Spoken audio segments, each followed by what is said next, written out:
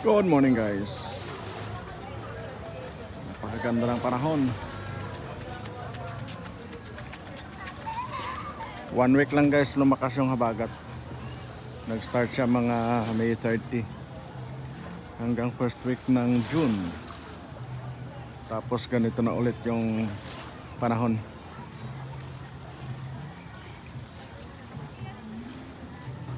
Saka magandang timpla ng panahon ngayon. Medyo makulimlim, makulap. 7:35 in the morning.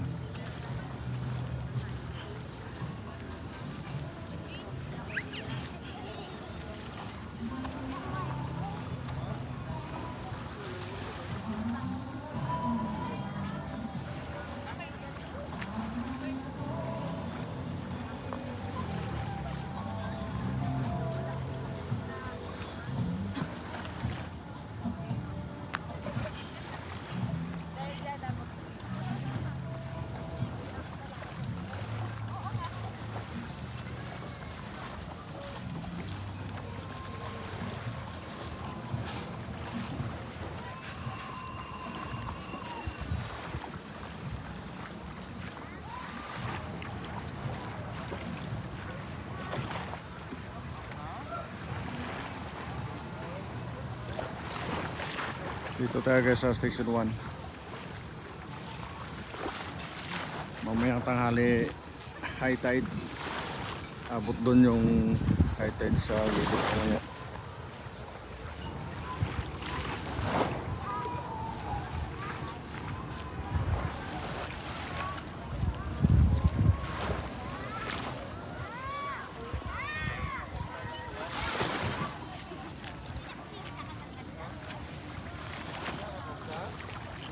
Grabe dami nang nagbablog dito guys, lalo na sa sunset.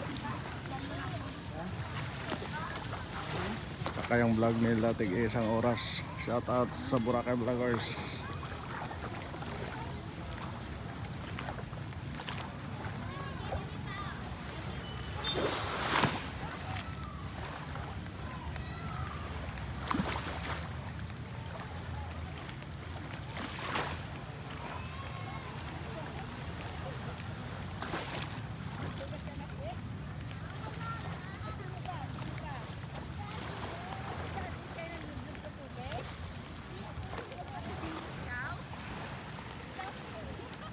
Ganda maglakad-lakad dito pag umaga. Lakarin mo station 1 to station 3 no. Balikan.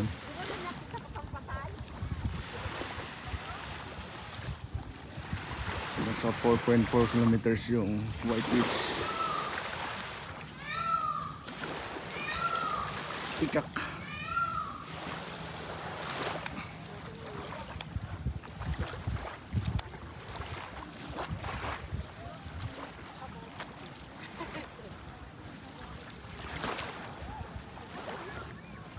Mga water activities pala guys yung dun sa Bulabog. Pero ang biyahe ng bangka balik yata Agdan ngayon.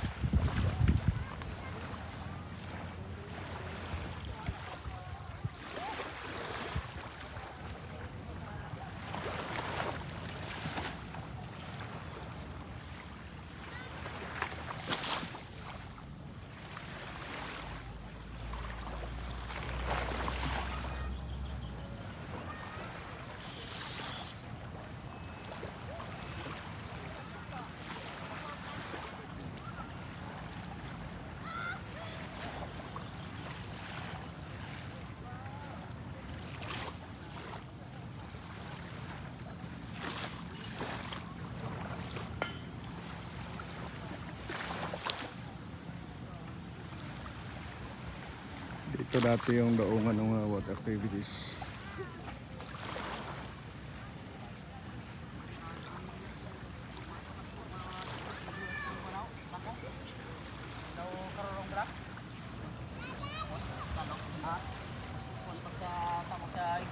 Tambok mo kung daw marurong. Oo.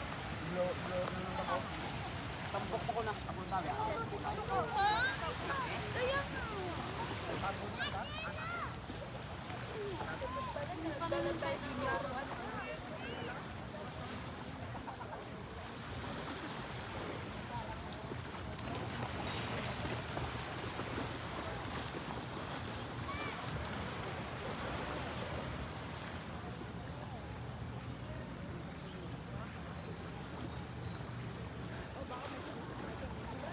Ang ganda ng beach guys, oh. Flat siya.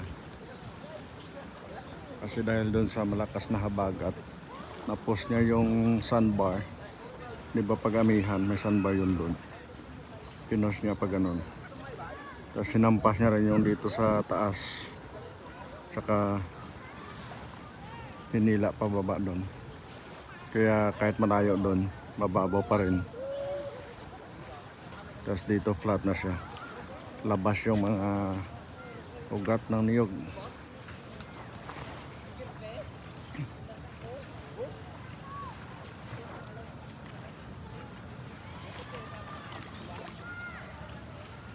Yung dulo na yan guys, yun o.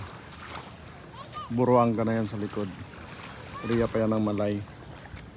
Malay, yan. Yung sa taas na yun na may windmill.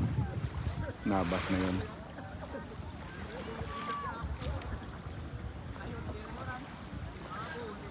Yan o, yung may windmill na yan, nabas na yan.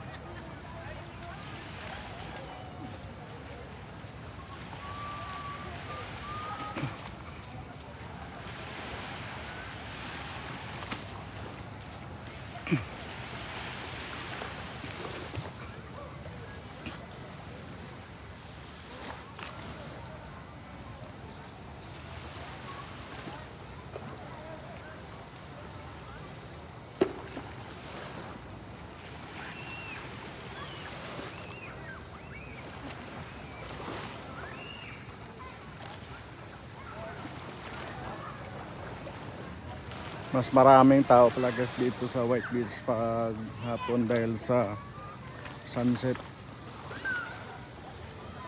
Ganda kasi yung sunset viewing dito. Tapos pag umaga naman, tahimik siya. Lalo pa mga 6-7 AM.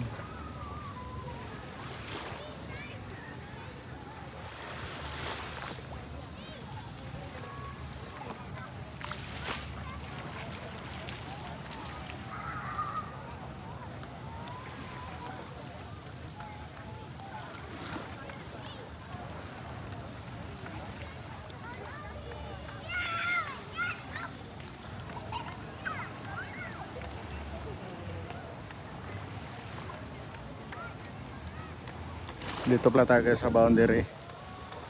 Ito yung station 1. Ang Hinan, Crystal Sun kasi address niya station 1 pa yan. Tapos yung district station 2. Pero actually yung alam ko dati na boundary ito yun eh. May daanan kasi yan dyan palabas doon. Yan City Hotel yan. 300 rooms yan. Under construction pa. Okay, I will find you on. 20 seconds more.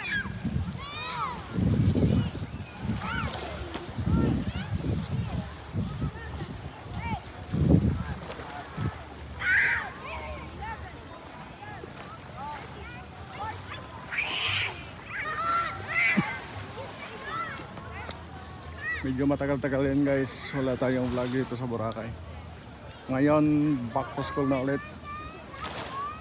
So try natin mag daily vlog kung kayanin.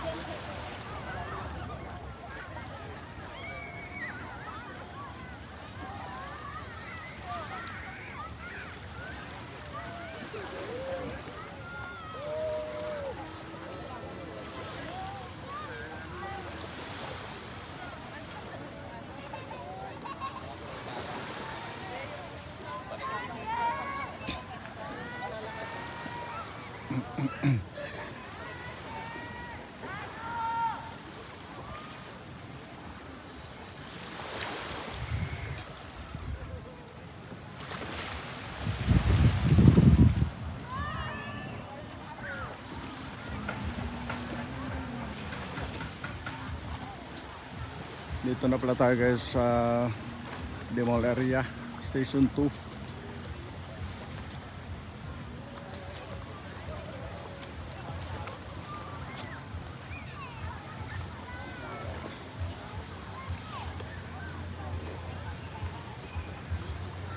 Yan ang Epic Bar area.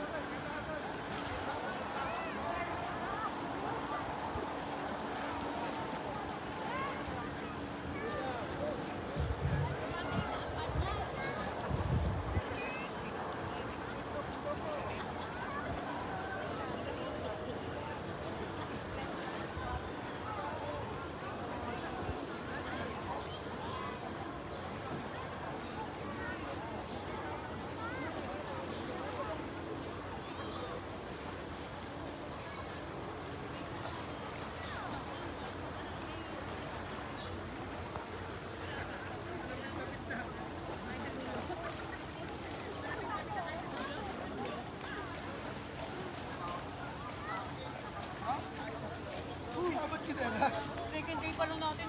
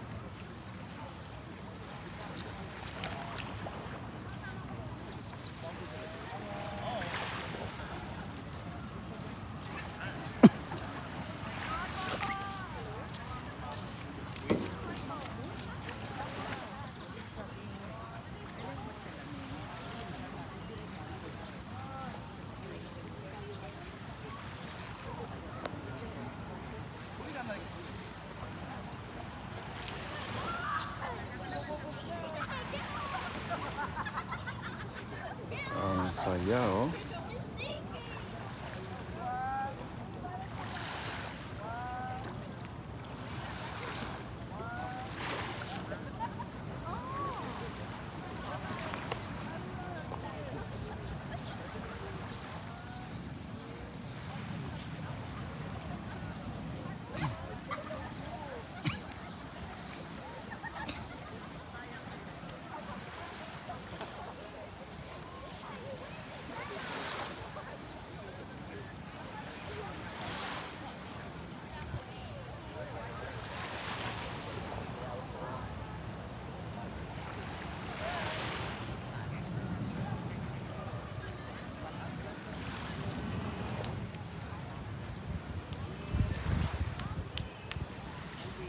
Dito tayo guys sa Hinan Regency.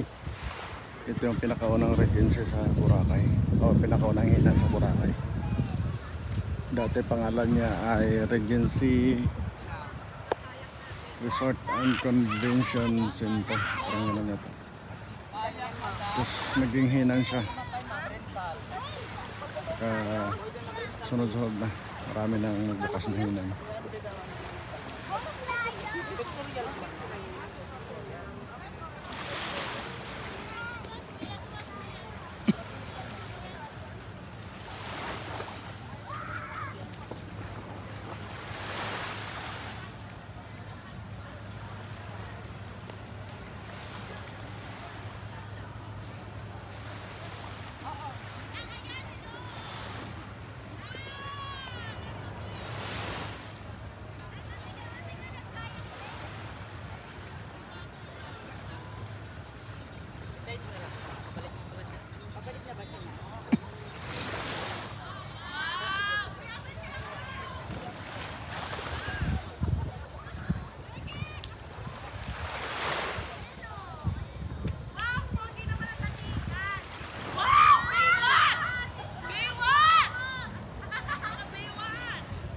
Ang ihip lang ng hangin guys, nasa southeast. Diba yung habagat dito siya? Southwest. Southwest. Ngayon yung hangin dito. Southeast. Pa ganyan. Kaya kahit medyo mahangin, tahimik pa rin dito. Kasi nga, tago yung pinanggalingan ng hangin. Pag habagat yun yung malakas talaga dito. Pag amihan, tago rin tong White Beach. Kaya kalmado. Bulabog naman yung malakas pag amihan. Pero ngayon hanggang Bulabog, kalmado siya. Buong Pilipinas yata ganito yung panahon ngayon.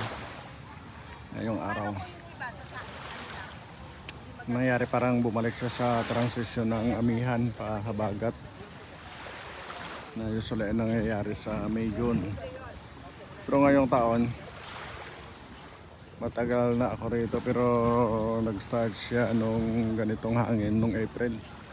So April, May ganito na yung hangin. Kaya kung nakapunta kayo ng Boracay nung mga April or May, mapansin niyo kumunti yung lumot, yung floating algae.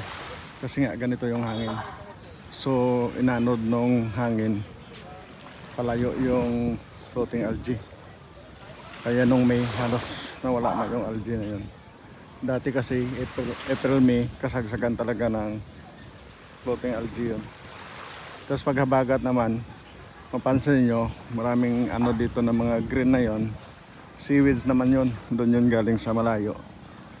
Yung sa mga bato, sa mga corals. Anod siya pag habagat. Tapos yung mga anod from ilog sa baha, na anod din yan dito tuwing habagat. Pag amihan naman, doon naman yung maraming basura sa Bulabog kasi galing din yun sa kabilang island o sa mainland.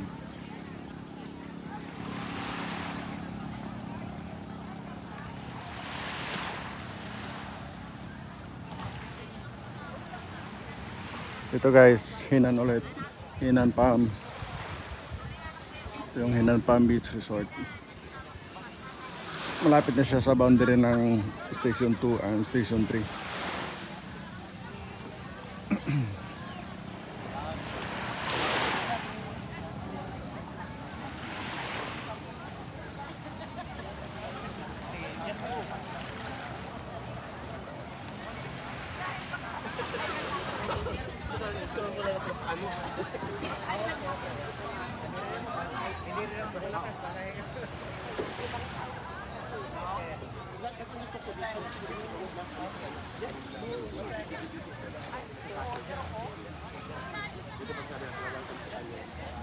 Dito naman banda kayo sa dulo ng Station 2, slant pa ulit yung buhangin, ganyan.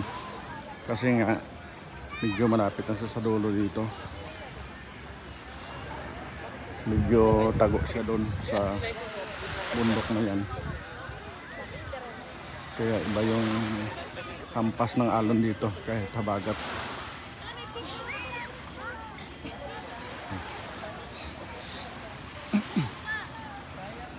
Yan guys, access road dyan papuntang main road.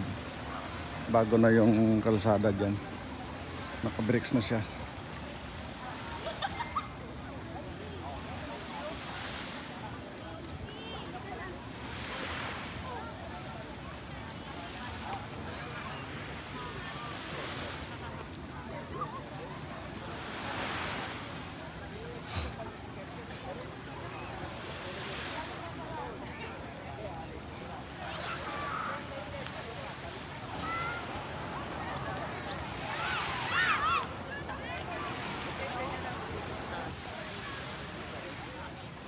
Ito guys yung La Carmela de Boracay.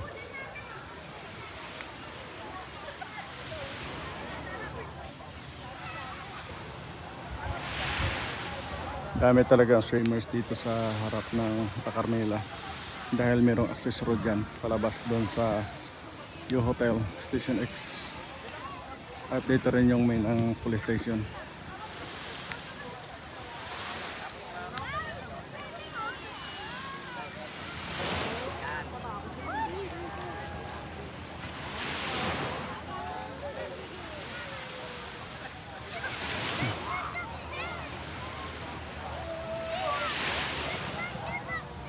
And guys, dito na tayo sa boundary ng Station 2 and Station 3.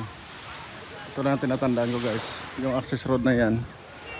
Yung dito sa left, Station 2. Yung right na yan, Station 3 na yan.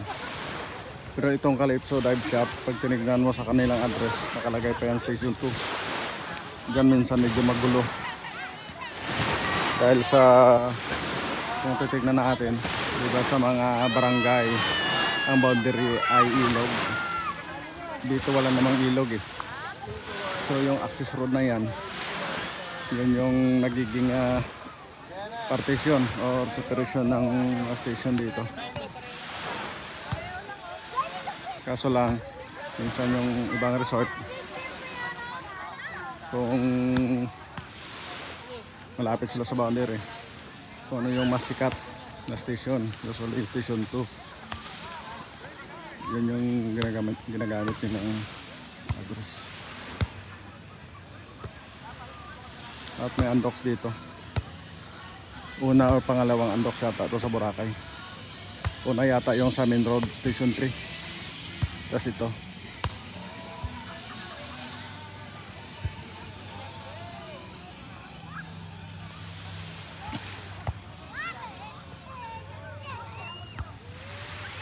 Ayan guys, inabot na tayo sa Station 3.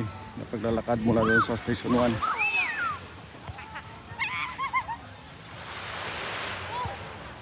So mula doon sa Station 1, saan tayo nag-start? 28 minutes hanggang dito.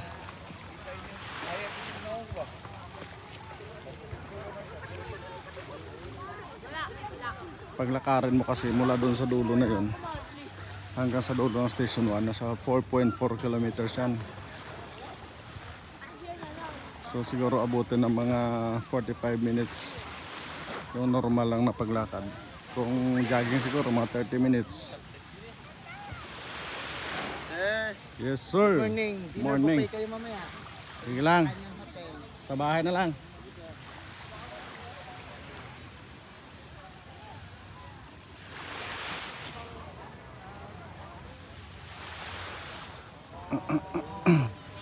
Ito guys yung V-Hub Festival and Seafood Market dyan sa loob. Tapos dito sa labas yung mga souvenir shop.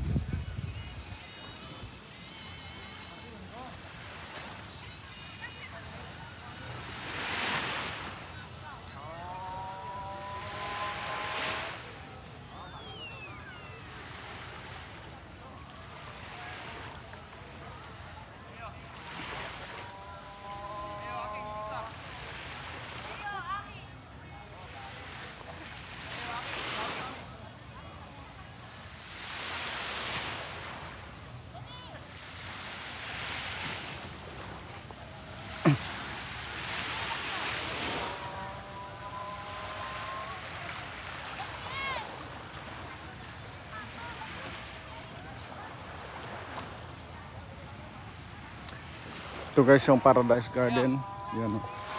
Dati ang pangalan niyan ay 1MJM. Isa sa mga lumang hotel dito.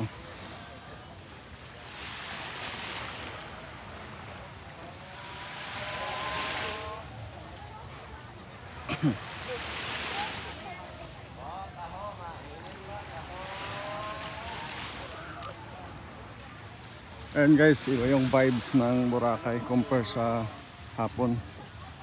Iba yung vibes niya sa umaga kaysa sa hapon.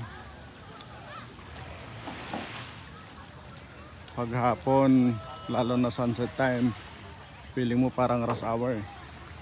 Grabe, unahan yung mga tao sa parasailing. Lalo na dati nung dito yung water activities. Maraming tao. Pero ngayon pag ganito oras sa Bulabog, andun yung maraming tao.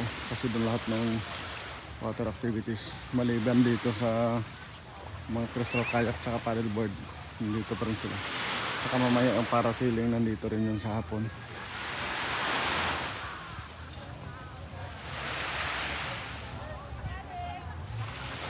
And guys, mag-open dito yung Kenny Rogers.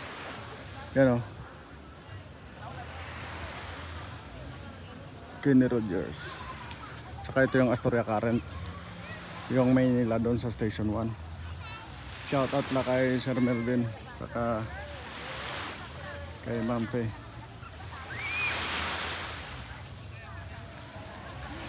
Oh, kalimutan ko na. Sir Ray pala. Sir Ronaldo Benvenuto saka Ma'am Faye dyan sa Sydney, Australia. Shoutout pala kay Mr. Oten. Sir, what's up? Na-miss ko na mga comment mo ah.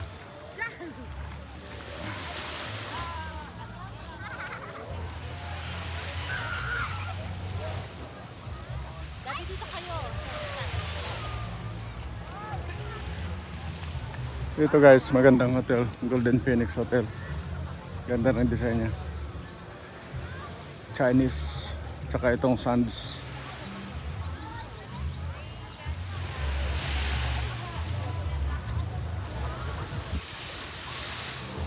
Tagaktak pawis ko.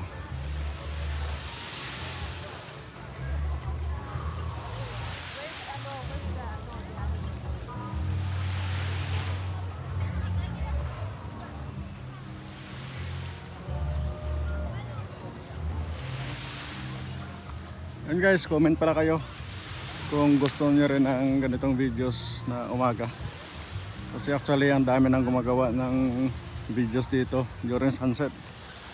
Kaya shoutout dyan sa mga dating viewers ko na nanonood din sa ibang kasamahan dito ng mga vlogger. So kung sunset time yung gusto niyo, usually yung gawa nila niyan from Station 1 to Station 3. Ayan, marami yan dyan sila.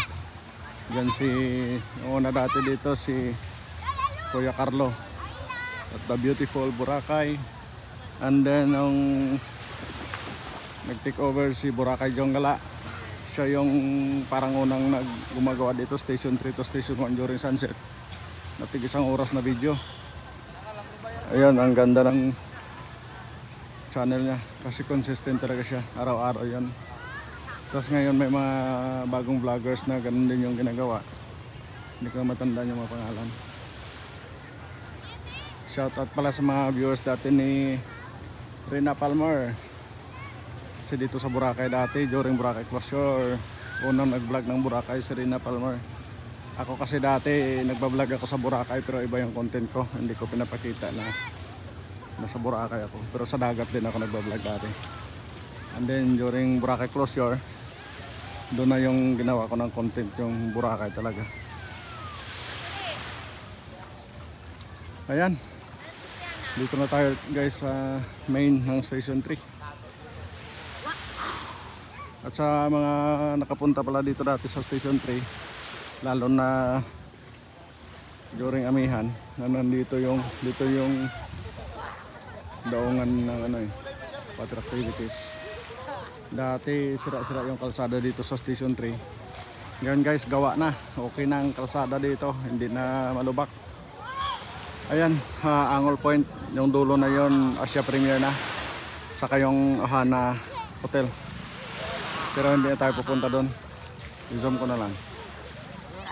Ayan. Ngayon gawin natin, labas tayo pa main road, pero dito tayo dadaan sa main Station 3 para may pakita ko sa inyo yung status ng kalsada dito.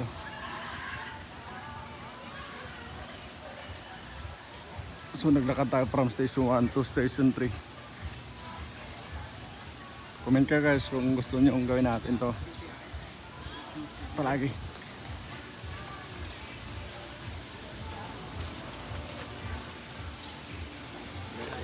Yan.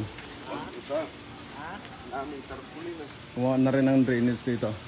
Bali nag-layout na ng malalaking pipe dyan sa beachfront para pag umulan man doon na agos yung tubig. Pero hindi pa siya nagawa buong White Beach, kaya stagnant pa yata. Yung ginagawa lang ng mga water concessionaire, Boracay Water at Boracay Tobe, nagsasiphon sila dito gabi-gabi. Yun naman sinasiphon nila, yung wastewater naman yun ng mga hotel. mga hotel na less than 50 rooms, yung mga walang sariling STP. Required kasi na magkaroon ng STP pag 50 rooms ang above yung hotel mo.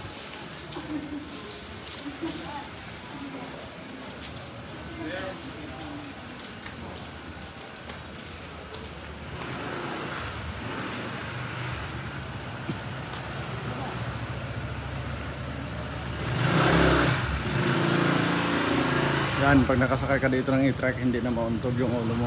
Ito kasi yung area to dati, yung grabe, yung lubak-lubak.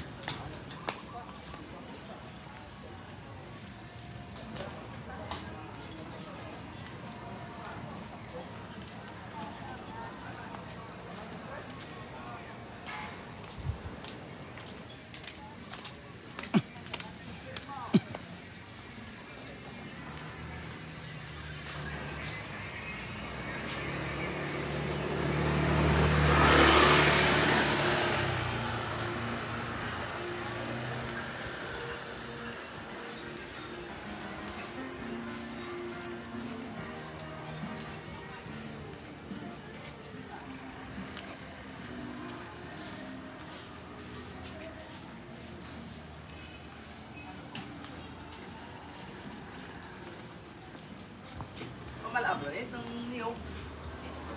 Yung ba?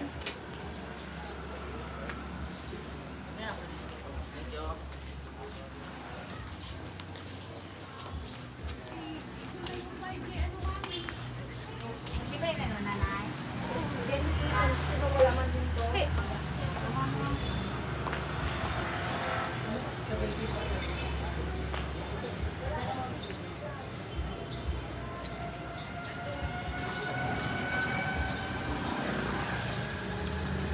Guys, sira na yung signage, station 3.